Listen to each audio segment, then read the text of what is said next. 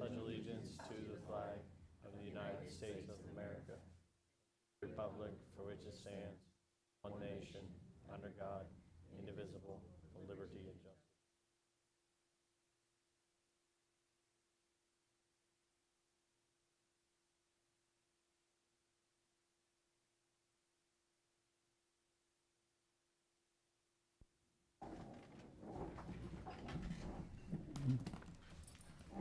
Terry, roll call. Mr. Brookhart. Here. Dr. Faulkner. Here. Mr. Garman. Here. Mr. Hoffman. Mr. Reichard. Here. Mr. Reichard Jr. Here. Mr. Umbriak. Here. Mr. Vognetz. Dr. Green. Here. 1-3, minutes to June 5th, 2024, Committee of the Whole meeting. The board will take action to approve the meeting minutes from June 5th, 2024, Committee of the Whole, as presented. Motion? Second.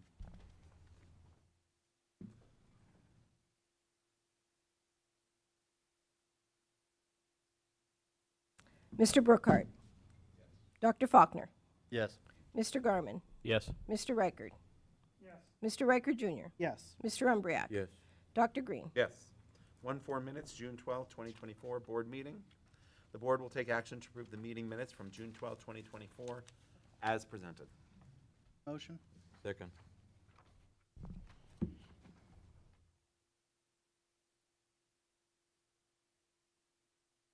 Dr. Faulkner. Yes. Mr. Garman. Yes. Mr. Reichard. Yes. Mr. Reichard Jr. Yes. Mr. Umbriak. Yes. Mr. Brookhart. Dr. Green. Yes. 2-1 reports. I'm not sure, has any of these met? Protected. CMABTS, CSIU, EITC. Head Start? Okay. The CSIU met. Oh, did it? They're not meeting they don't meet in July, but they did meet, and I think one of the highlights was worth noting, at least I think, is they highlighted a student who is a graduate from the migrant education program.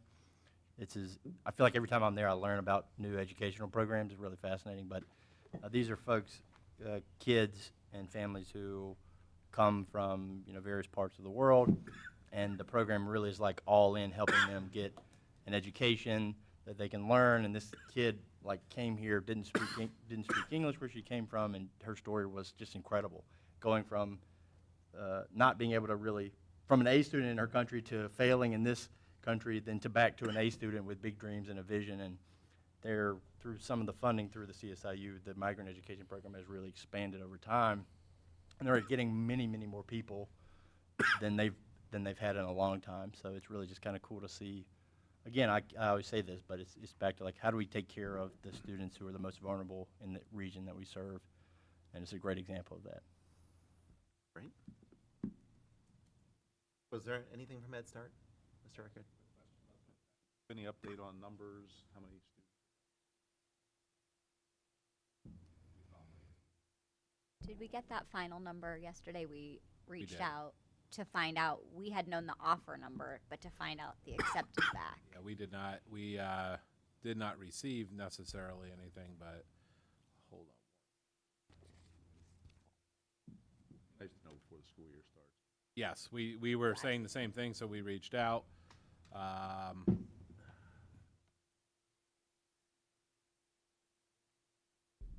believe it was 34, but I want to make sure.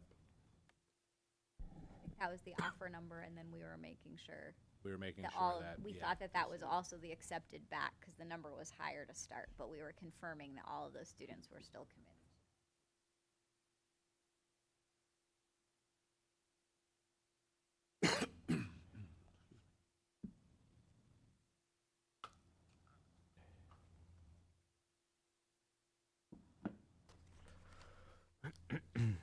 Jason, while you're looking, anything from CS Trust? I assume nothing. Okay. Jason, should we circle back to you? Yeah, circle back. I will definitely get it here. All right, 3-1, superintendent reports. So since we did not have a committee of the whole in July and have a shorter agenda, we just have a few sort of committee of the whole things to share. So first, if you go to the next slide, you'll just see thinking about long-range planning, and then you could go to the next slide again, Jeff. One item you'll see as a voting item this evening is the approval of Alloy 5 to conduct the facility assessment study for the district, and we did speak about that at our June meeting.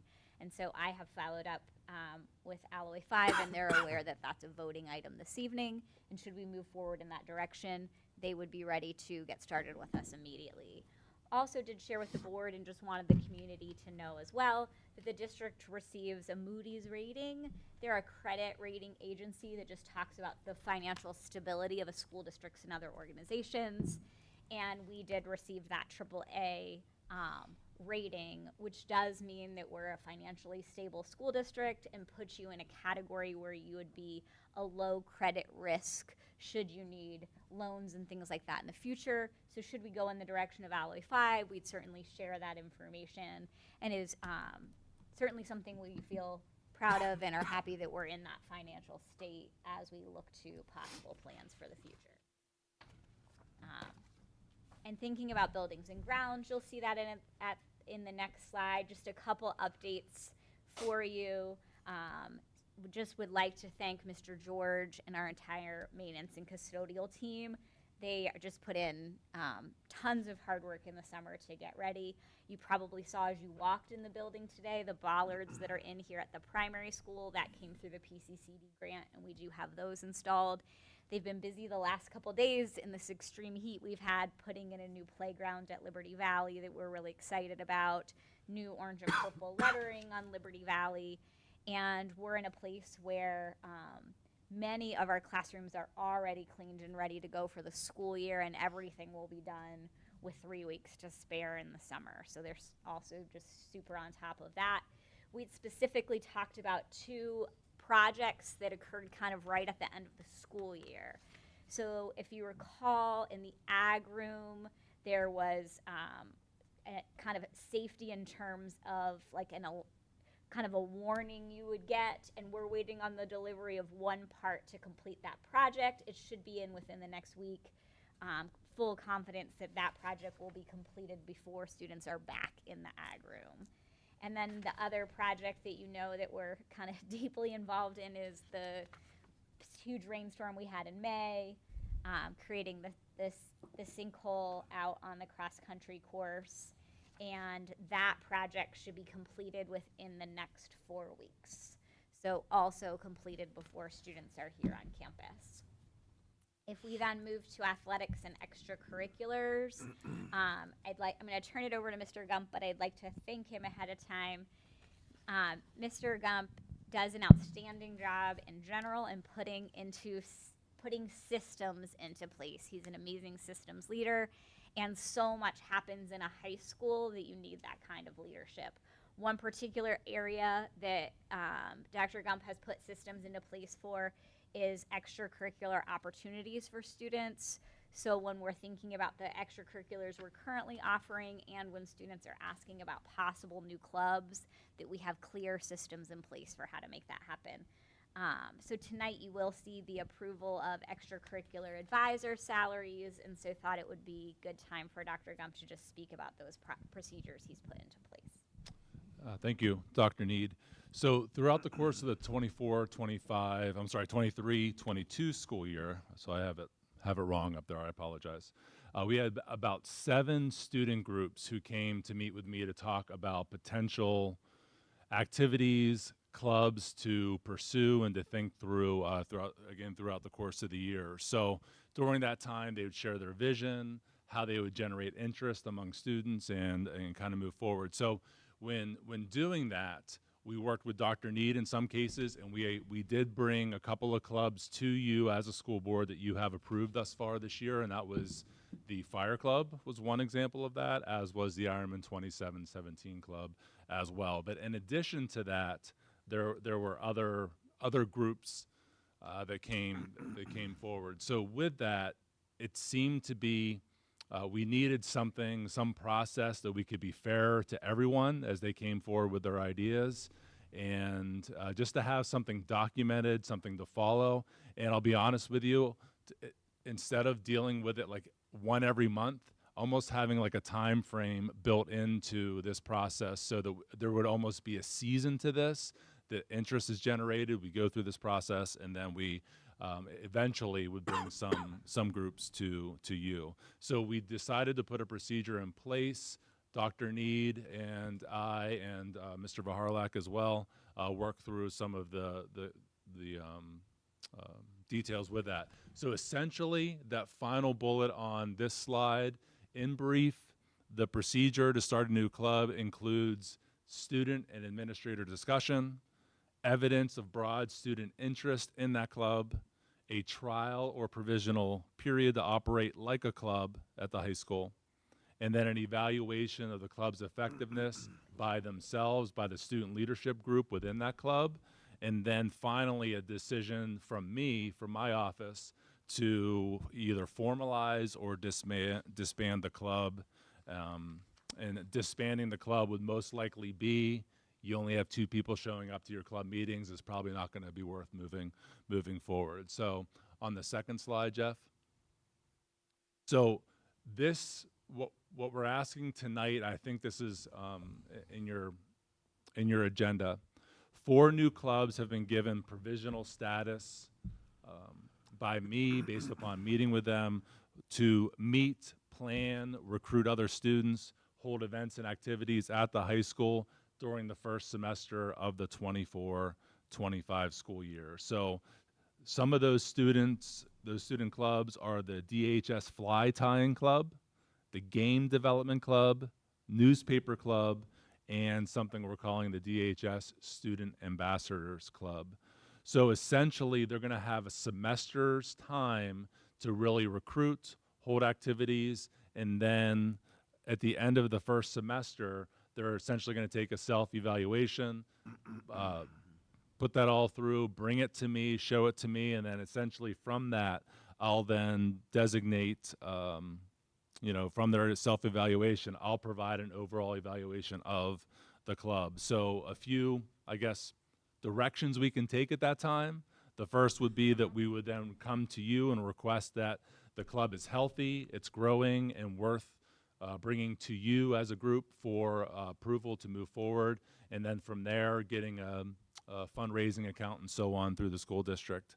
The second option could be they could just continue operating under provisional status, so it seems positive, but maybe they're not meeting all their goals throughout that first semester. So maybe we can give them an additional semester. And then again, as I had mentioned on the previous slide, maybe it's just going to have to come to an end because, like I said, the student interest isn't broad enough to really continue that and see it through to become a full-fledged club. But again, doing this and putting this process together, I feel is just it's gonna be more transparent, more open, and I guess easier communicated to students when they have an idea for a club so that we're following something and have something in place so we can make sure we're supporting them and seeing it through. Do you have any questions about the process that's being put in place? Are there any other clubs that are being considered? I do have one student saw me in the springtime, and essentially we left, and it was just one student at the time. She didn't have a group of 7 other students with her. She has an idea. I asked her to do a little bit of research, maybe talk to some other students who may be interested in that club, and then bring that to me in the fall. So it's to be seen if anything else will become of that. But with some new 9th grade students coming on board here in a few weeks, I am sure there'll be some other ideas for clubs. So what is the general process if somebody has an idea for a club, as I talked to you once about? Mm-hmm. What is the process? Once the idea is set forth, where do you go with that idea? How do you present it to the students to get enough people interested to perhaps form a club or at least look at it?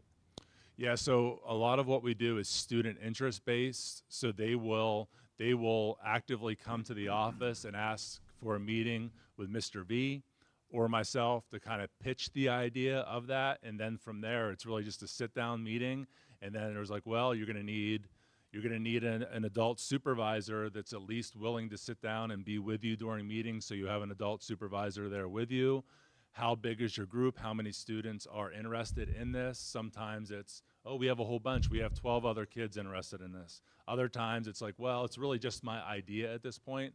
And that's when I just kind of tell them, look, you just have to maybe just continue to think about this, research it more, and maybe try to drum up some additional interest and meet again. So it really just starts very informally with a meeting with high school administration, and then from there we help guide them for on to next steps. So if the initial idea comes from outside, other than a student, okay, then, so how does that get to the student body?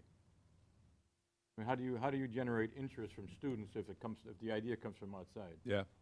So typically we would talk to some of the faculty about if they would have interest in leading up something like this. One example of that is the student ambassadors program that we're looking at getting moving for this year. That was really something coming out of the guidance office and main office that, look, we'd love to have some students who'd be interested in helping new students on board at the high school, but then also be there for like events that if you attended graduation, there were student helpers who had lanyards and they were there, they had the QR codes, they were helping with crowd management and so on and so forth. We look at those students as being interested in moving forward. So really that came from a faculty member, but they showed interest and then they actively recruited from there. It would arguably not be administration's job to actively drive interest in any of the clubs.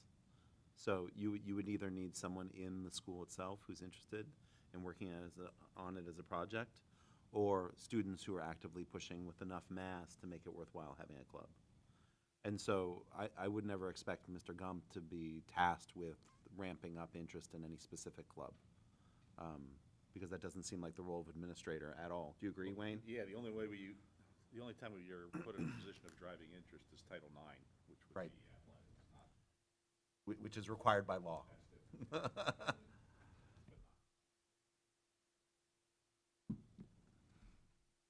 And while we're just speaking about clubs, you did mention the fire club. I would just like to publicly thank Mr. Franz and Mr. Frank, who's a teacher here at Danville High School, for their leadership in that club.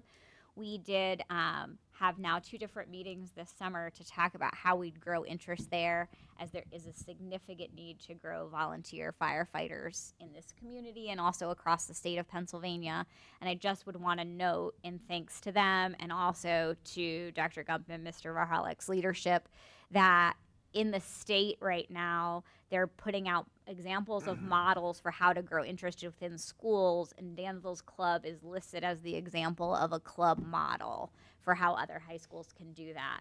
So we're looking right now at how we can kind of grow and encourage interest in that club, and also what it might look like for students to actually then pass state requirements, what that might look like to give some release time or use flex time to help students have access to some of those courses that are harder to find. So we're in early discussions, and we'll present more thoroughly to the board when that's more finalized. But I know the press gave that some attention, and we really appreciate that. And we're just so thankful to their leadership there. Next, I'm going to turn it over to Mr. Moser. We had presented a couple months ago about some specific situations with the PIAA and whether or not students that come for a CTE program can participate in our sports. And so we've put together kind of a more thorough explanation of those PIAA bylaws.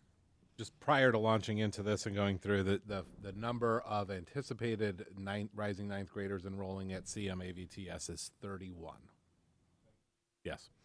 So yeah, the confusion here is around the transfer rule, and some schools started to, there were a lot of schools across the state who had questions about interpretation. When a student transfers from one school to another for a CTE program, does that fall under the traditional transfer of schools rule? So essentially what happened is last July, the PIAA added a note in their bylaws. It is not a new section. It is not a new article. It is literally a note added to a previously existing one. And the quote is up here. It is recommended that schools involved in multi-public school district academic arrangements adopt mutual policies to provide for the location of a student's athletic eligibility. The pertinent line is highlighted here. If there is a conflict between the decision of the schools regarding where the student will participate, the student's school of their residence will prevail as the school where the student's eligibility will be granted. So what that means is essentially if any school district passes a policy that requires students who they are sending and paying tuition for to another school for a CTE program, if they pass a policy that says that student must participate in our district's athletic extracurriculars, then that policy trumps all else. So it is very clear cut in that note. One thing that is not clear cut is what if the school of residence, the actual district of residence, the school that is sending a student somewhere else, does not have a sport that the school which they are sending the student to does.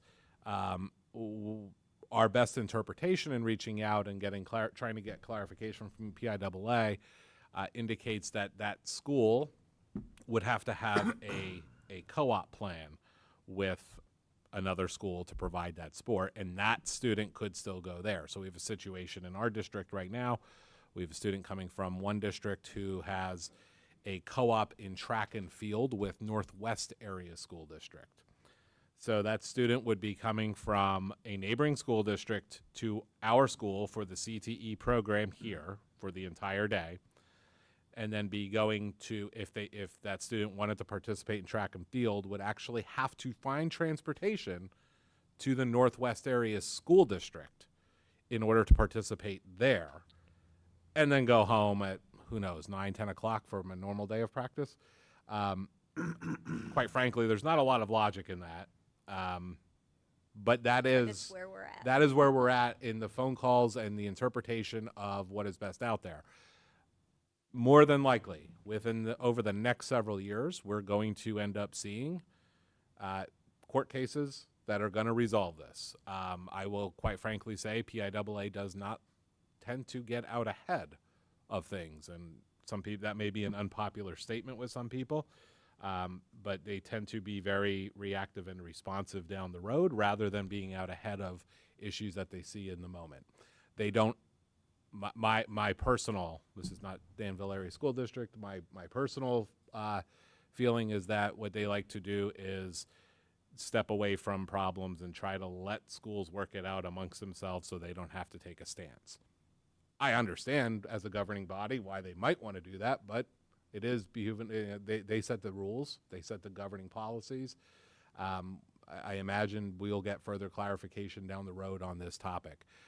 If we go to the next slide, this is like more pertaining now directly to us. Several local school districts have passed this policy, which means if they send students to Danville or to any other school district for a CTE program, those students cannot participate either here or wherever else they're being sent for that CTE program in athletic extracurricular events. So this list is certainly not exhaustive. It is the one that probably is kind of whittled down the examples here to the ones that most pertain to us here in Danville. Very regionally close schools, Millville, Shikellamy, and Shamokin now all have this policy in place. So while we can accept students from those schools for CTE programs, and we welcome them here into some of those fantastic career technical educational opportunities, they are not able to participate in extracurricular athletics here. Currently, obviously, we are one of the schools that does not have this policy in place. We have some students that we do send to other schools for CTE programs, primarily Central Columbia. I don't think there are actually any others that we have, but I believe we have 4 students there. But we allow them to participate as full Central Columbia School District students.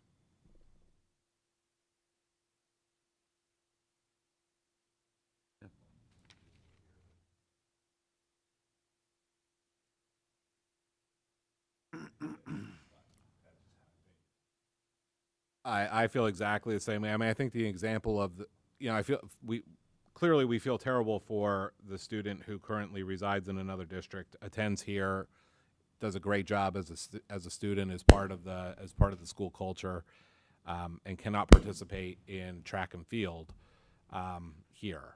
So, and would have to go to Northwest in order to do so. I mean, that is. And if I can interject, there are students that have gone to school district to Columbia, Montour, Votech, where they do not have a sport.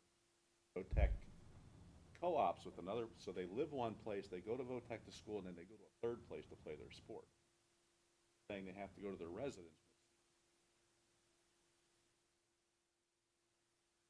Yes. Those two things just don't. It's not just Votech though now. Yeah. It's another school district now, and if they don't have a sport that student wants to participate in, and they have an existing co-op somewhere, they send them there. But we have been, we have been responsive, and a couple of months ago we gave an update about a situation that we had in our district. Unfortunately, if we go to the next slide, please, Mr. Ryan, it has, when we have setbacks like that, it's important for us to improve upon them. And I think we took this opportunity. We do now have a process in place for when we receive new applications for any of our CTE programs. We first confirm whether or not the sending school has this in policy. If they do, we are very upfront with students about what that limits them for if they choose to attend here, because they deserve to have the full picture, which we feel we did not necessarily have for them prior to this year. They deserve to have the full picture to understand what that means. If they choose to enter here, they may, if they want to participate in an athletic event, they may have to go back to that other school. If the student does not, if the sending district does not have that policy, then we inform them that they can participate fully in our extracurricular athletic activities. And then we, once the parents and guardians have this information in place and have been properly informed, we then allow them to make the choice of whether or not to enroll, understanding what exactly that means when they make that choice. I would, so hypothetically, if let's say the middle of the school year, a district passes a policy that is in line with this, that they have to participate in the sport of their district of residency, would we then have to say to that student, oh, by the way, your district just passed a policy, now you got to go back? That's an interesting question, one that we asked when we reached out to PIAA, and what they said is that they would fall back in that situation on, at the beginning of the year, was there a reasonable expectation that that student could participate here? Right. But that, I have not located that. I'm not saying it's not in the bylaws. I'm saying I haven't located it in the bylaws, but I got that from. And I do believe then, though, that the following year, this would then go into place. Correct. And so students are making a choice for a CTE as 9th or 10th graders, because Right. you don't do that as a senior year because there's like a lot of requirements to finish. And so you could make that choice as a 9th grader, participate in Danville sports. Your sending district could make that change so that Right. it's not necessarily a guarantee of 4 years, but we're just going to be as honest with families about the information we have at that point in time. But at the end of the day, I think we would recommend not pursuing any change in policy. If our students are attending another district for academic purposes, we would want them to be able to participate there as student athletes as well, because I think it is in the best interest of the child. I think that Dr. Need and I have had several conversations about this. I have not heard differently from any board members, but this is something that every district is right now facing and deciding how they're going to handle it. It just seems like a dirty move in order to try to discourage people from getting the education they want to get. And as Wayne said, it seems to not be in the best interest of the kids.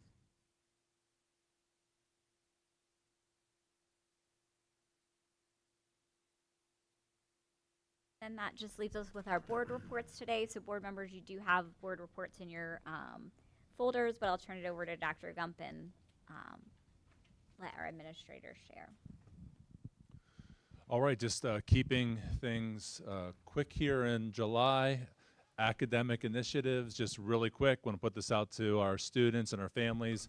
August 1 is our goal for our student schedules to be really right where they need to be. So that's going to be that's our target date. So Some students are coming in and working with our counselors and revising their student schedules. Again, we're just throwing out that date of August 1st being the date that they can look at their schedules through the community portal and then feel pretty confident that that is what we're going to be rolling with for the year, although we do anticipate changes up into the first day of school and the first week of school. And then the bigger announcement that I just like to make is we're going to hold our 9th grade orientation on Monday, August 19th from 3 to 5 p.m., of course, at the high school. Major aspects of the event will be a principal's welcome in the auditorium, and then having assisted tours with our student ambassadors and Chromebook distribution that evening. And then from 5 o'clock to 6:30, we'd have an open house for our 10th through 12th graders, but of course our 9th graders be welcome as well to be in the building for that open house. Essentially though, given that it's July, that's all I have for the high school. Dr. Gaunt. So mine's going to sound an awful lot like the high schools. So at the middle school, we also are anticipating releasing student schedules on August 1st. We've gotten a lot of inquiries about, different classes and what students are going to be taking. And, as students call in, we, of course, put their requests on a spreadsheet, and we're looking at all that. There's a lot of adjustments still being made. As you recall, we did adjust the middle school schedule to a 6-period, 56 minutes per period day. So that does then translate to some significant changes in how the scheduling is being done. So again, August 1st is when we're going to make all the student schedules. We anticipate making all the student schedules live. Our open house will be August 20th, and we will also be doing a 6th grade orientation to start that from 3 o'clock till 4:30, followed by the 7th and 8th grade open house. And to echo what Dr. Gump just said, the 6th graders, of course, are welcome to stay for as long as they want that evening as well. They'll be getting their Chromebooks. One last thing that I'd like to add, and I included a picture on the board report. According to Mr. Haravi, the pavilion is expected to be completed tomorrow morning. If you have a chance, please drive behind the building. It is a fantastic pavilion, and I can pretty much guarantee any floods that would happen to come through the middle school grounds in the future, that thing is not going anywhere. So anyway, that's it for the middle school. Thank you, Dr. Snover. Dr. Reinhardt. Dr. Gump, start my timer. Here we go. I told him I was going to go quick. He doesn't believe me. Let's try it. Okay, so 30 seconds. Okay, I spend so much time in July. during my board reports talking about all the great things we're doing at Liberty Valley, data, all the cool things we're doing. But I feel like the one area that I lack in making sure that I'm highlighting is our maintenance department. And I just want to give a huge shout out, like Dr. Need had mentioned earlier. Our maintenance crew is at Liberty Valley. They are starting at 7 a.m. They are leaving at 4 o'clock. They are spending all day in the heat. So I want to give a huge shout out to Jimmy Roberts, Devin Stark, Matt Graham, Ken Schmidt, and obviously Tim George for their hard work. They've been out there the last 3 days. The playground is beautiful. It is almost finished. Something that the company said would take 2 weeks. The 5 of them that's 3 days, and they have like 2 slides and a couple other things to do, and it's done. So just a huge shout out to them. And I'm gonna talk about all the other awesome things that we're doing in August. So Gianna, here you go. Maybe you should start the timer for me too. It's been a very productive past month. I held one-on-one voluntary teacher meetings this past month just to get teacher input going into the new school year, to just really be analytical of strengths and weaknesses in areas that we may need to make some improvements. One of my greatest focuses going into this year is PBIS at the school. I don't want to use the word change because I know that causes people to get worried, but we're just enhancing the PBIS system that we have at the school this year and just really focusing on student expectations, holding students accountable to those expectations, and ensuring that our teachers are also holding the students to those expectations, and also looking at the alignment from the primary school to Liberty Valley. So we've been discussing that quite often. Scheduling has been a big part of this past month, so I've come up with 2 variations. I've run things by Head Start, I've run things by the cafeteria. Now I just need to go through to ensure that the schedules are providing maximum instructional time for all grade levels. And again, I would also like to thank our custodial staff because they have been waxing and moving and they fly through the hallways. I mean, this week they got a whole floor done, so they've done a wonderful job. Mrs. Earp. In Head Start, I just have 2 small things. So we have been on the under enrollment plan since like around December. It's supposed to end July 8th, and there has been discussion that they weren't going to count July because a lot of programs are not in session, but that has not been finalized at this time. However, since our change of scope was approved, we have maintained full enrollment, which has been really exciting. So I'm not too worried about it, except you have to stay at full enrollment 6 months past the end of it. So we have been working so hard at recruitment and just trying to do anything we can come up with to just get our name out there and get people in. And we are like 6 kids shy of full enrollment. So, and I have appointments for the next 2 weeks. So I'm very excited that we are going to be very close and pray to get to that number. So that's very exciting. The other thing that we've been really working hard on at Head Start is to model the MTSS process that the school district is doing to really help all children and individualize what support services and strategies need to be in place for each child to be successful. We are working with our mental health consultant, who is Dr. Heidi Fisher from Geisinger Medical Center. She's a child psychologist who works with us just to really start the process, the forms, the referral process, and what determines how a child goes to like tier 2 and what support strategies are in place, and then for tier 3. So we're just so excited to kind of take some data on that. How is that process working? And just really provide all that we can for students who. Thank you. And Mr. Ryan.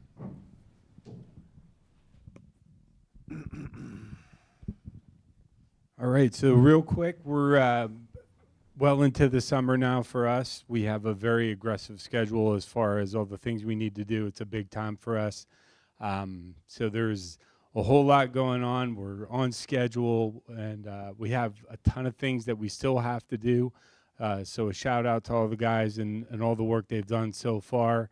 Like I said, we have a million things to do. We've gotten real aggressive this year with a lot of big projects that we're going to rush out. Some of them we still have to do because of ordering and whatnot. Didn't happen till July 1, so we're going to be, I think, well ahead of the game and ready for when the teachers arrive. Thank you. I'd certainly like to just thank the entire administrative team.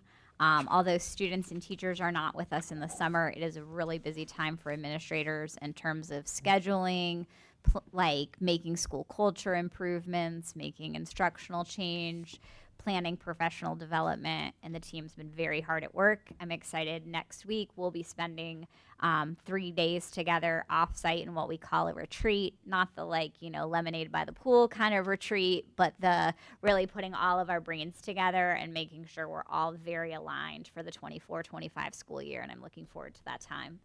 And I think Mr. Moser has one more item to share. Yeah, I just want to note that at the next committee of the whole meeting, we will have a pretty comprehensive testing or assessment report. PSSAs have come in. They came in just after the 4th of July.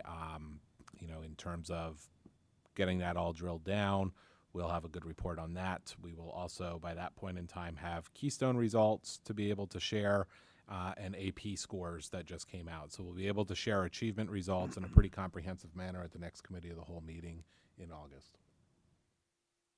I wanted to just make 2 quick comments because some of the things that were highlighted by the administrative team, you guys are pressed for time. I know you're pushing through, but I wanted to highlight that I felt were important. One, you talked about MTSS and Head Start, and really what that's about is, of course, supports, but also about early identification. The latency from onset of psychological or psychiatric issues to access to care is very long.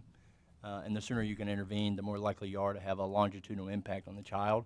So I really appreciate the trying to coordinate between the systems and really focusing on both supports but also early identification. And then you mentioned in brief sort of the school-wide PBIS. I want to make it clear, right, that this is not about making kids feel good, or although it does make them feel good, it's not about them making feel good or high-fiving kids.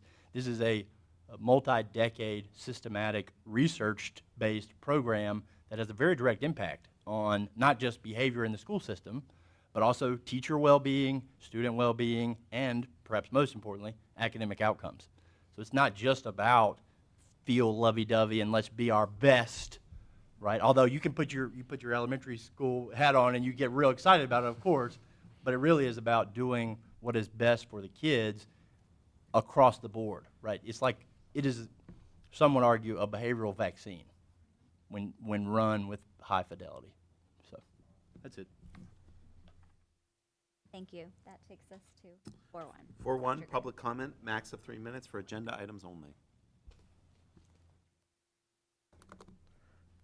Come on up. Yeah.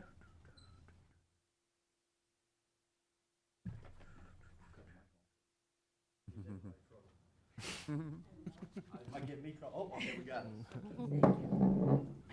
Welcome. My name is Mary Ann McConnell. I'm a volunteer coach here at Danville. I've done 10 seasons of middle school field hockey, 10 seasons of varsity field hockey, 2 seasons of basketball, and I've been coaching for over 50 years. That being said, the reason I'm here is because I have a concern about boys playing on girls' teams. I'm particularly concerned about field hockey because it's a long stick and a hard ball. It just does not make sense to allow boys to play on girls' teams. If it's track or swimming, to me, it is unfair. Boys are bigger, stronger, and faster because they have greater lung capacity, greater bone density, more muscle mass, and testosterone. Their reaction time is faster. Now, there was a horrible incident in Massachusetts where a girl was hit in the face off of a ball driven by a boy. She lost some teeth, broke her jaw, has some facial bone reconstruction to be done. Volleyball player hit with a ball spiked by a boy. She had a concussion. The last I heard, after 6 months, she's still out. A girls' basketball team, they had so many injuries in the first half that the coach did not come out for the second half. And you said PIAA moves slowly. And we've already had this happen in Danville. We had a boy that came out for the girls' middle school field hockey team. And I was very uncomfortable about him shooting on our goalie at practice. Now, after 3 games, he decided he didn't want to play anymore. Coaching him was wonderful, but putting him up against girls was dangerous. And I don't think any sport demonstrates the danger that can happen like lacrosse. In boys lacrosse, they wear helmets, shoulder pads, because they play a very aggressive contact style of play. Girls wear eye protectors. We're not the same, and I want this brought up because I don't want to be the one to say, geez, I wish I would have said something after some girl gets hurt. Now, the PIAA policy I gave to Mr. Umbriak, it's wrapped up in fairness and opportunity. We want to give our athletes opportunities to play sports that they're interested in. You know, I get that.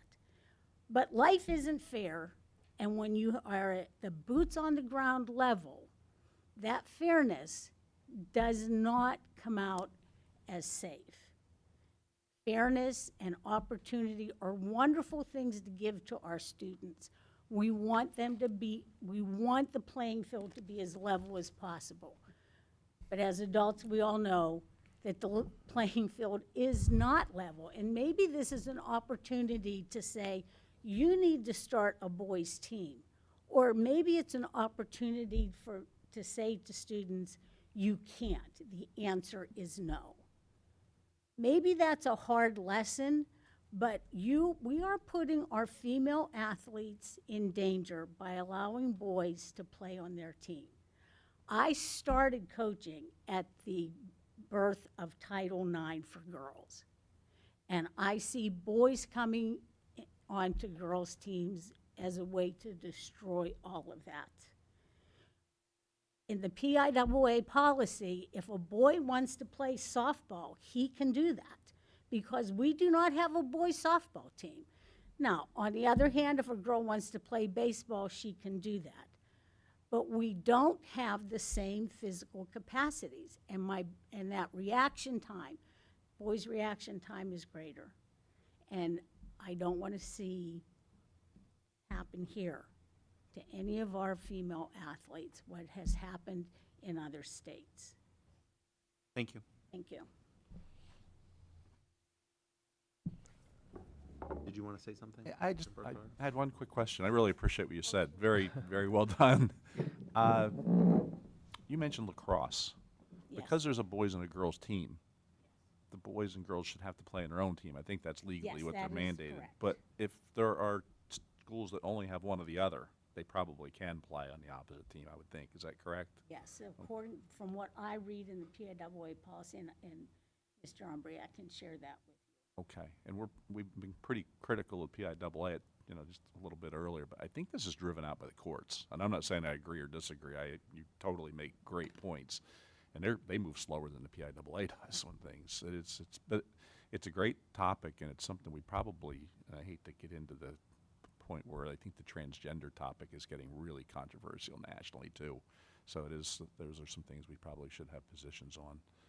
Probably not tonight, but definitely Absolutely not understand, Well, where we stand. And I think that the district. PIAA is vague, is very Yeah. vague, as Jason was talking about before. They move slowly. And as was said, if there's a particular team that the girls have and the boys don't have, then the boys can play on that team. That's that's how I So understand. although we don't have that issue necessarily here in Danville now, we may have that issue. So I think we need to keep that, at the forefront and think about the possibilities of things that could happen, and we really need to protect our students. We have played against teams, I think Lewisburg's JV team had a boy. That's what I was really pushing to know. What have we experienced here? And what Yes. have you seen? And they may have had a male goalie, but I'm not sure. But it's gonna come up. I mean, we've had it here. The young man that wanted to play middle school field hockey was a great kid. I But, know. yeah.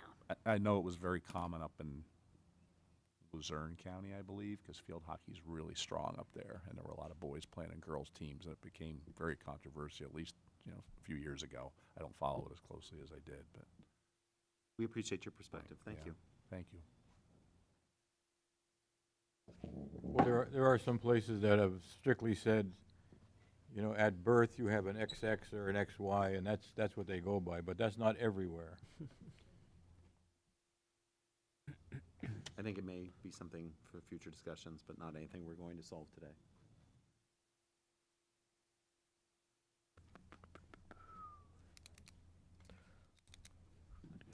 Okay. Presentations, outside guests, none. School property supplies, 6.1, school property supply consent items. The board will take action to approve school property and supply items 6.2 and 6.3. You want to take a quick look and just make sure there's nothing you would like to remove from there before we, 6-2.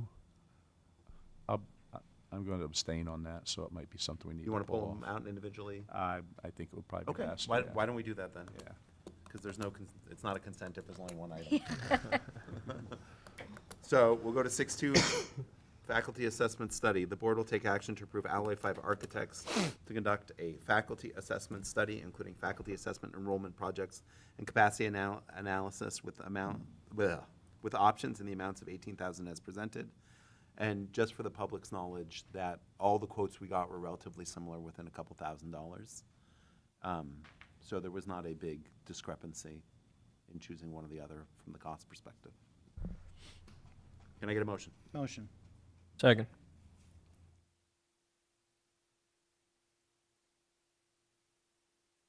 Mr. Garmin. Yes. Mr. Reichard. Mr. Reichard Jr. Yes. Mr. Umbriak. Yes. Mr. Brookhart. I'm going to abstain. I think I have to give a reason, which I've done a couple times. I consult for a company that works for several of the candidate companies, so I'm abstaining. Dr. Faulkner. Yes. Dr. Green. Yes. 6.3, shed donation.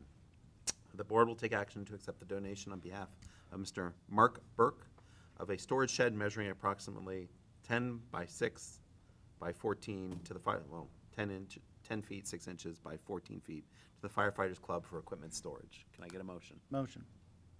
Second.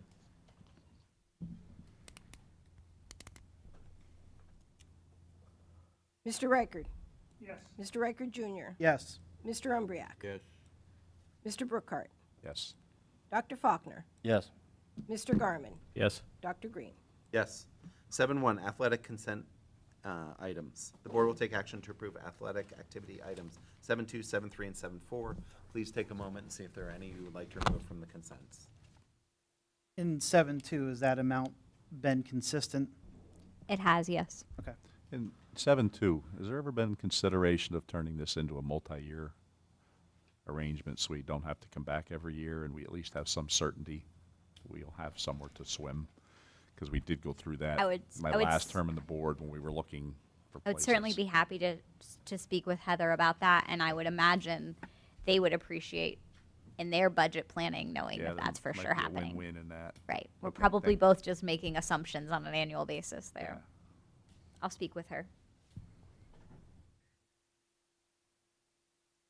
Any that need to be removed? No? Can I get a motion? Motion. Second. Mr. Reichard Jr. Yes. Mr. Umbriak. Yes. Mr. Brookhart. Yes. Dr. Faulkner. Yes. Mr. Garmin. Yes. Mr. Reichard. Yes. Dr. Green. Yes. Academic affairs. 8.1, academic affairs consent items. The board will take action to approve academic affairs 8.2 and 8.3. Please take a moment and see if you'd like to remove either of those. And once again, for the public's benefit, oftentimes during these meetings, we'll be moving more towards doing these as consent items because we have the committee of the whole. They should be discussed then. We did not have a committee of the whole because it's a relatively sparse agenda. But that's the reason sort of for the shift for more consent items. Okay, would anyone like to remove anything? No? Can I get a motion? Motion.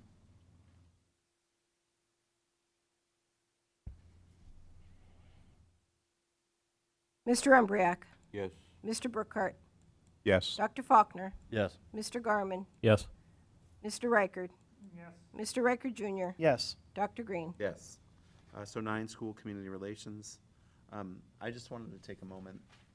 There's been quite a bit going on.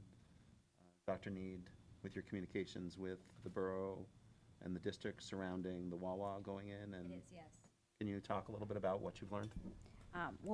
There is actually a meeting that I was just informed about today from the borough manager that will be taking place next week that we have been asked to have school district representation at.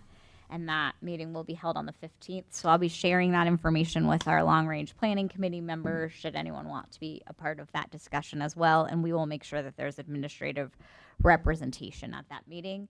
And that meeting is specifically to talk about kind of finalization of Wawa and traffic patterns. So will be important for us to, so they're including the district in any discussion involved with traffic in Wawa. And so we'll be able to express our concerns, because my understanding of what happens right now post-school is that a lot of the kids waiting for extracurricular activities are already finding their ways across the street to go down to Sheets, whether that's by vehicle or otherwise. And so this will be a sort of redirection probably of a large amount of our children. Yeah, I think the concern is just some general traffic concern and what that will do with dismissal. We don't necessarily right now have, I'm not saying no students do, but Route 11 is large enough that I'm not hearing about a significant concern of students walking to Sheets, but certainly plenty of students drive there. Wawa could create a concern, a safety, not only like traffic congestion, but a safety concern, because kids may attempt to just run across the street if it's a simple, like right there at that location. Probably something we also need to keep in mind as we plan for whatever Correct. we're going to use that land for across from the primary. I recently had one of the constituents who has a high school student complaining about their billet sheets and that it was just going to transfer to Wawa. And I told them I'm afraid there wasn't much I could do about that. So I have been in contact. I brought tonight the basic layout that was given to the borough on what Wawa proposes as far as their property lines and everything. The one thing that I was told was the first topic of discussion was the safety of our students. Should be. Because they obviously know that building this close to our campus is going to be a huge benefit for them. There are plans in there for some type of crossing. They haven't decided yet what type, but there is a type of crossing in the plan. Isn't there an additional restaurant or something being planned over there? There's Fast food? discussion, and I think at this point the rumor has been McDonald's, but that's not finalized to the level that Wawa is. So I'm not sure that is for sure. Then that might be more in the rumor phase, I guess. Never have too many McDonald's. Go ahead. Not to get myself in trouble with these sheets I've versus already got Wawa myself in discussion. trouble. Go ahead. But if you've ever had Wawa sandwiches. Oh, yeah. So, all right, on to finance.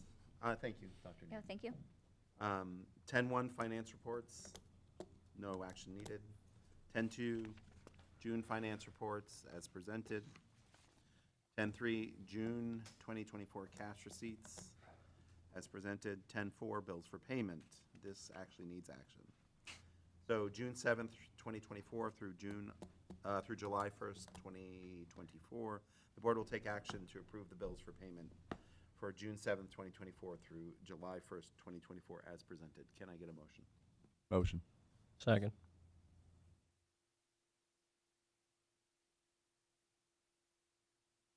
Mr. Brookhart, Yes. Dr. Faulkner, Yes. Mr. Garman, Yes. Mr. Reichard, Mr. Reichard Jr., Abstain. Mr. Umbriak, Yes. Dr. Green. Yes. 10-5 student activity account request. The board will take action to approve opening a student activity account for the Danville High School Quiz Bowl team. And that would be a club that started last year, but before Dr. Gump had put these kind of procedures into place, it would have technically been in provisional status before we were calling it that. And certainly thank you to Mr. Breon for his leadership there. But he's had a lot of participation in that, and so we feel like they're at the point where they need an account for their funds. Motion. Ready? Second. Third. Dr. Faulkner, Yes. Mr. Garman, Yes. Mr. Reichard, Mr. Reichard Jr., Yes. Mr. Umbriak, Yes. Mr. Brookhart, Yes. Dr. Green. Yes. 11-1 personnel consent items. There's quite a few. The board will take action to approve the personnel items 11-2 through 11-23. Please take a moment to look and see if there are any that you would like to remove. So I don't necessarily want to have any of them removed, Okey dokey. but I would like to speak about two of them in particularly. Okay. One of them being 11-3. Okay. I understand in the letter that we received that there were dates that she would like to have met as far as her resignation, so it does not prevent her from starting her new job. That is correct, and those dates reflect that, and we've had very good conversation about that. So Okay. she's ready to go. Okay, so I'm okay with that. In 11-2's resignation, Yes. there are things in there that concern me, and what concerns me is that we have somebody that's so young in her teaching career that has those feelings. And it's concerning to me as a board member because, again, here's somebody that I think had plans for longevity in the district, but there's some things that she didn't feel she was treated fairly with, and I don't think it got to the level of us that we could properly address it or look into things. And I guess where I'm going with this is I don't want to see this continue to follow a path where this continues to be a repetitive behavior, and we lose our younger quality educators because we're not concerned with the things that they're concerned with. Was this a first-year person? No, okay. Early in career, though. Okay. Okay. Now, I understand from the industries that I'm in, you'll never please anybody, especially the one industry I'm in. You'll never please everybody. Never. I'm lucky if I please 10% of the people. But anyway, I think it's something we need to consider paying more attention to. I mean, because obviously, when you have a congregated group of people that see each other every day, if these kind of beliefs and attitudes start to gain traction, it spreads. And that creates negative work environments. That creates, you know, people that want to go look other places for jobs now because it's just not worth coming here. And I think Danville's a good district. I'm a graduate of the district. And I know that, you know, like a discussion earlier, that the district has made great changes. And I think it's still going in a positive direction. But the people in the district are what make the district. And if our people aren't happy, then we're not going to be happy.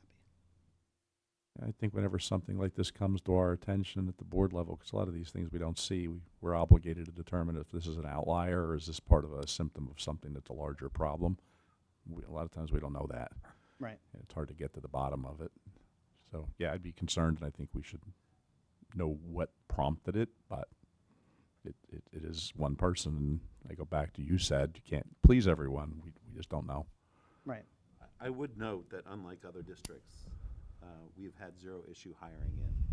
And so there's a general trend in this IU that we've had, that most schools have significant difficulty attracting people. And that Danville as a whole has had no issues. In fact, we've had a huge amount of applicants for each individual spot, which says something about the general perception of the district. I think a lot of that has to do with the very attractive Sure. salaries that we Salaries have, high. the health 100%. insurance plan that we have. But Yeah. what I'd like you to consider, Sandy, is we haven't had any problems hiring people. Sure. But Retaining is what's important. the problem going to be keeping people? Because if this is a culture swing that's going this direction, it's not going to get any better unless there's something done about it. And so we may attract more people in the door, but they'll be 1 year or 3 year or 5 year people. And we don't want to be the revolving door of the IU. Yeah, this is a tough year to characterize because we had a lot of people leave, but we also had an attractive incentive in the contract too. Right. So it's kind of hard to unpack and figure out how many left because they weren't happy and how many left because it was a pretty neat incentive to walk out the door. And I don't know that we know that. Go ahead. We do know that there was a substantial response to the incentive, the retirement incentive we offered as part of it. And so a big piece of what you're seeing with the number of people that were leaving are people who have responded to the retirement. And I would actually say, in all honesty, the majority of that. And we can actually provide you with numbers, I'm sure, without a doubt, if that's what interests you. But I wouldn't, from what I've seen, I wouldn't look at this and think there's been a disproportionate number of people leaving above and beyond that. But I understand your concern.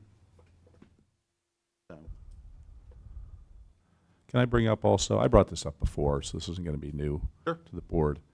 And I don't know that it helps anything in the past, but exit interviews are pretty common in a lot of fields. I agree. And I think, I hadn't planned on saying it in the public meeting tonight, but I think maybe that's a good idea for us as people leave, that we have some assessment from their view of what they saw now that they no longer have any fear of any retaliation of any type, you know, because you always hear that. I'm not saying it happens here, but you hear it everywhere. I'm afraid to say anything because I don't want to be retaliated against as people leave.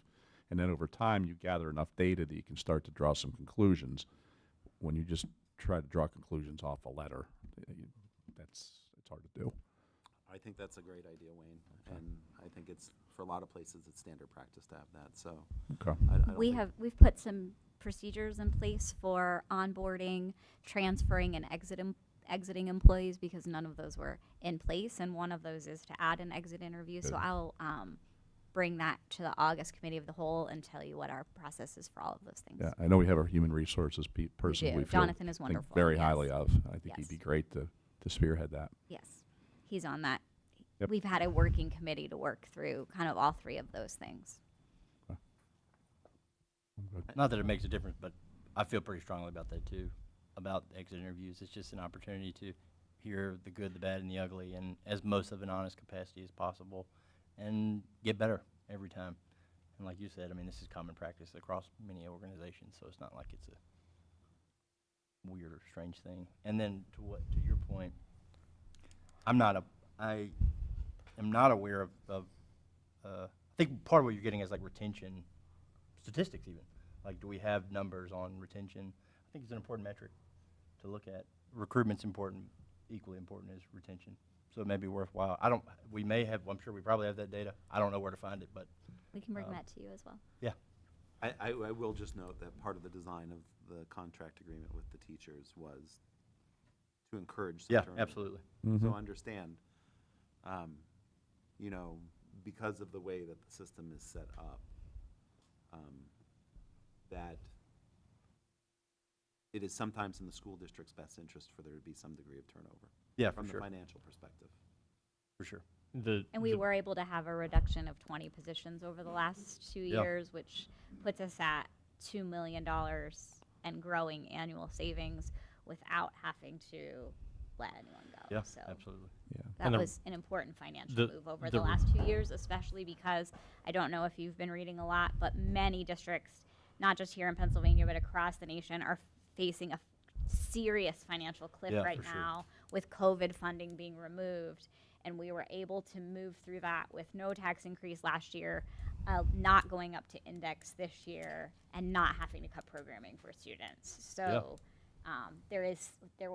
the retirement incentive was there for a reason. That we had to have some serious financial responsibility kind of conversations over the last 2 years. Retention data in 1 year isn't particularly helpful, right? So but it's worthwhile to have to understand the trends and the patterns over time. The fiscal decisions in the path is hard to argue right now when you're looking at the Moody's rating and the different ratios that we're showing. And I know you've reported on that very well in Dr. Need in terms of student-teacher ratio still being very reasonable and being able to give the contract out and as people leave, and we hate to see people leave and not feeling good about leaving. Sure. But we're also happy that we can bring people in because we're able to pay what we pay, and the reason we can do that is because we have right-sized our staff. Which should have been done previously, but we're happy it's done now. We're not going to worry about the past, right? No, there were a lot of things that needed correction, and there's a lot that have gone on to make those corrections happen. Yeah, and those corrections don't make everybody happy sometimes. Correct. And this was in no small part of what allowed us to close the deficit and to be in the position that we currently are in. So when I look at the gross numbers, I'm not terribly disturbed, but we can get specific data on that. Yeah, and I was going to say, I mean, I understand the retirement side of things and getting rid of, or giving a motivation for those people, you know what I mean, to save money. I get that. But in the same aspect, like, I don't want, and I'm not saying it's happening, I'm not accusing anybody of anything, but I don't want to see, like, if somebody is leaving for a particular reason or, you know, they're unhappy about something, I don't want to see that pushed aside because you know you can replace them. Right. You know what I mean? That's not a good mojo to follow. And to So- Wayne, That's a to your good point. point, exit interview, right? Like, I mean, that's There you a go. great way to sort of get a Yeah. what are the trends and patterns here that we're And- seeing, if there are any, and how do we look at that in a And systematic no way? knee-jerk reactions to outliers. Yeah. That's where the exit interviews will help because you'll gather sufficient data to have draw valid decisions on, or conclusions on what's actually happening. I think that makes a lot of sense. Okay, so 11-1. Can I get a motion? Motion. Can I get a second? Second.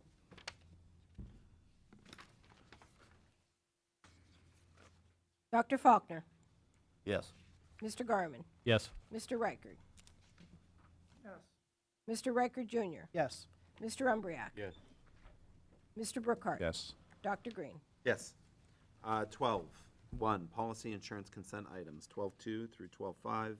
The board will take action to approve policy and insurance items 12-2 through 12-5. Please take a second to see if there's any you would like to remove.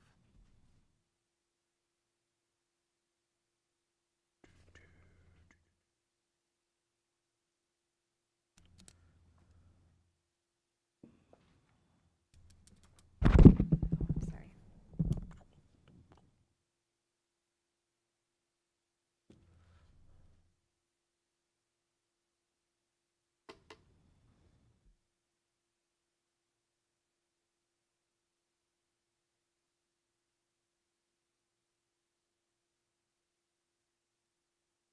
Can you elaborate on, I guess if we can, the specific service provided for 12-2 through Children's Service Center? Service or services? That specifically is just an agreement should we need to make a particular placement for a student so that that could happen prior to a board meeting. So it would depend on a specific like special ed need. Gotcha. So there's not a like overall service being provided.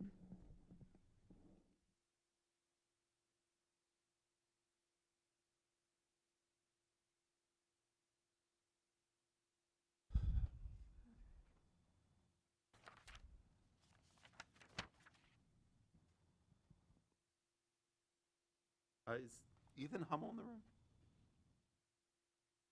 I apologize.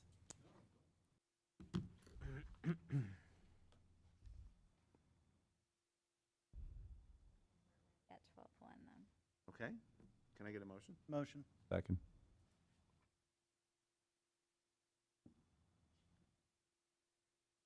Mr. Garman. Yes. Mr. Reichard. Yes. Mr. Reichard Jr. Yes. Mr. Umbriak. Yes. Mr. Brookhart. Yes. Dr. Faulkner. Yes. Dr. Green. Yes. 13, transportation items. 14, board concerns, the meeting and the next agenda. So, one thing that I'd like to Underway. have a discussion about is the condition of our tennis courts. I've had some conversations with Wayne about it. I guess from what Wayne and I talked about, is my understanding that we have some kind of warranty or insurance on it. We could provide an update Okay. next time about that. Okay, just because I'd like to obviously take action if we need to before that expires and we have to pay the bill. I knew there was issues with the track originally, but what was going on with It's- the Well, I The think, tennis courts have some cracking and there's some debate about whether it's the painters or the layers of the Yeah, court. we talked about that like months ago on the that athletic the committee, didn't we? attorney's This still- goes back- Still working This through, has gone yes. back several months, and it is actually time to Yeah. We could get provide an real. update Yeah. for where And I've we're at. actually had some community members reach out about that as well. Yeah, And I play 'cause- on that court from time to time. Yeah, it's a popular place to be. They were Provide an update. they were actually installed when I was on the board before. Durrell was on the board probably in 2018. They're about 6 years old, but that was close to $1 million investment, and the cracks aren't isolated. Wasn't quite $1 million, but I'm thinking it was 800,000 to 900,000. But it's the entire surface Yeah. of the court, and I know that two vendors are back and forth at each other, but when that happens over many months, once again, we go back to the kids. You know, the season coming up, a lot of people are using those courts, and I think it's just time to get, you always want a nice resolution. I'm not so sure there's gonna be one if they waited this long. And we did talk about this, but the other thing I wanted to bring up, Mr. Moser knows this, we've spoken about it. The courts at the middle school are used fairly heavily, and they're in horrible condition. They've been in horrible condition for a long time. Yeah, and with what Mr. Haravi is leading down at the middle school, we don't know the future of the building. Obviously, we're going to do the study, but it's going to be a while till we really do anything with the middle school. So I believe there's an old agreement between the federal government, that there was money that came in, and then the borough was involved, and the district was involved. But I believe, Mr. Moser, correct me if I'm wrong, that falls on us now. We're supposed to do that. I believe technically there was a percentage. I believe the percentage is 75% our responsibility. I will send an email to the board tomorrow. I have that contract actually on my desk. The original contract goes back to the 70s. Yeah. There is an addendum to that, which I believe was 1996, 1995, that's when the money came in for the rehabilitation project, I Yeah. believe. But it didn't change anything else in the original agreement. So we can certainly reach out to the borough to see, the idea is both parties were supposed to be putting a certain amount of money away a year in order Yeah. to rehabilitate, in order to maintain it when necessary. So I was surprised that as much of that fell on us, and that's fine if that's what it said, the agreement. I remember, I'm dating myself here. I will But certainly, when they went in, I'll certainly scan and send it along with that Okay. email that I send tomorrow. That kind of is an update on that, and we can certainly reach out to the borough to see what their, okay. kind of position is on usage of that, and looking at that original contract. And I don't want to continue too long with this, but I don't want to this to end up being a borough district battle and then nothing gets done because we're just doing so many nice things down there. And that is becoming an eyesore. And I'm not the one to determine whether it's a safety issue or not, but at some point, that's what happens with tennis courts when they have no surface and it's damp or whatever, and you're using them for gym classes. And they are heavily used if you drive down there. So I'll stop. I think the key is, having that cooperative relationship, opening it up with the borough in order to kind of see next steps forward. Do you remember who did the paving for the tennis courts? Up here? Yeah, the new ones. Did Gatilius do the excavation? Gatilius? Did they do the excavation? I believe so. Did the excavation. I don't remember who did. I don't remember the vendor's name. Because I'm no engineer, but like when they filled that, and then a couple weeks later pave over top of it, that's, I mean, I know they're passing the ball and the blame, which is understandable because it deals with money and everything else, but. Up here, what appears to happen is that it's more of a surface issue than it is In-depth. a substrate Yeah. issue. So what happens is if you go up there and look, the surface is actually almost like it's Cracking apart. Spider webbing. Spider web. Yeah. It's not like the cracks are not like the courts at the middle school. Those are cracks. Yeah. They're totally different. Different Yeah, problem. totally different. Different solution. Yeah. And so here, what has ended up happening is the pavers are saying that the painters didn't wait long enough and they painted, where the painters are saying, no, we did it on time, so it must be something with the pavement itself. So, but different issue than what's going on at the middle school. And we have secured a lot of documentation on that as we were going through that a couple of months ago. And certainly it's worthwhile for us to reach out. I believe we We've turned shared some of all that of our off to legal documentation services. to legal services at this point in time. Unfortunately, there is some documentation that is missing under previous buildings and grounds leadership, that we don't have some exact dates that would solve it more quickly. Bingo. Perfect. That's what I thought. Yeah, Tennis so courts there's all over again, right? Yeah, or not there's- tennis courts all over the track there's surface. We went through the same thing. Some paperwork that is missing, but we have turned everything that we have over to our attorney so that we can move in that direction. All right, good. Thank you. Anything else? 15-1, public comment, max 3 minutes.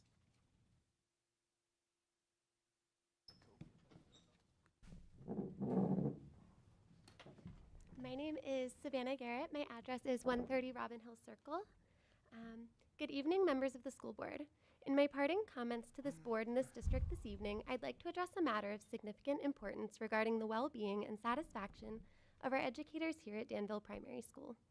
As you are aware, my recent resignation has brought to light several challenges faced by teachers, including myself, during our tenure at DPS. One crucial component of fostering a positive and supportive work environment for teachers is feedback.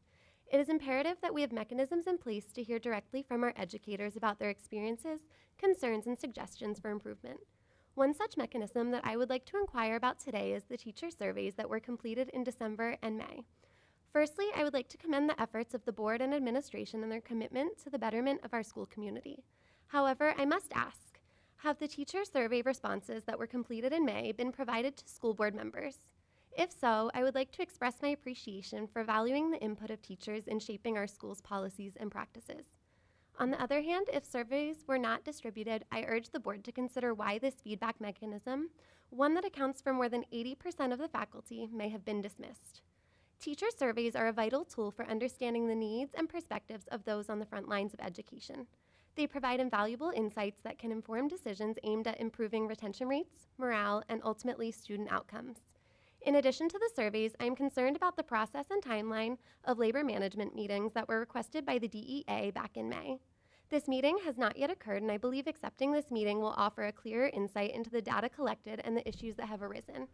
Transparency is crucial in addressing these matters effectively and in a manner that protects the well-being of both students and teachers. In my experience, open and transparent communication is fundamental to building a collaborative and supportive educational community. By regularly seeking input through surveys and engaging in labor management discussions, the board and administrative team demonstrate to the community a commitment to evaluating meaningful data when making changes to the district and the student learning environment. As someone who has dedicated the last 3 years to teaching and supporting the students of DPS, I believe deeply in the potential for positive change that arises from listening to our teachers. Their voices are essential in shaping policies that promote a healthy, inclusive, and nurturing environment for both educators and students alike. In conclusion, I respectfully request clarity on whether teacher surveys have been distributed to board members and the status of the labor management meetings requested by the DEA. I believe that by prioritizing these surveys and discussions, the district can take meaningful steps towards creating a workplace where every teacher feels valued, supported, and motivated to continue their important work. Transparency and accountability are crucial in ensuring that leadership addresses the concerns raised by educators and acts in the best interests of our entire school community. Thank you for your attention and consideration of this matter. Thank you.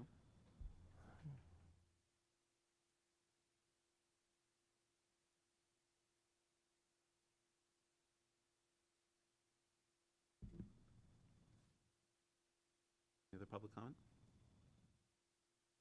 All right. 6-1, adjournment. Can I get a motion? Motion. Second? Second. Ayes?